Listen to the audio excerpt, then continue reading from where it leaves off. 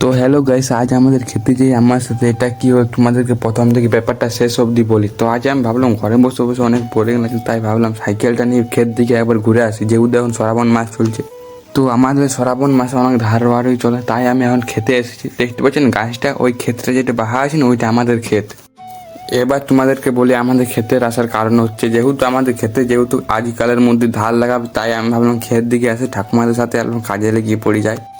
এরপর আমাকে দাদু বললো, তোকে আমি একটা কাজ দিচ্ছি, সেই কাজটা করতো আমার সাথে। আমি বলি কী কাজ দিবে? বলছে আমাদের যেহেতু মানে ক্ষেতের আড়গুলা যেহেতু অন্য ক্ষেতে জলটা চলে যাচ্ছে, মানে আড়লা ভেঙে দিয়েছে ট্র্যাক্টর উঠে উঠে, তাই আমি ভাবলাম তা দাদুর সাথে অল্প কাজে লেগে পড়ে যায়। তারপরে আমার এখন ফাইনালি কাজ করা হয়ে গেছে ক্ষেতের।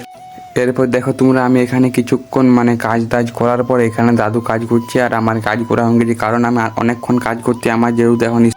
তোমরা আমার এই ভিডিওটা চ্যানেলে গিয়ে দেখতে পারো, ওখানে একটা বড় ব্লগ ছাড়া আছে।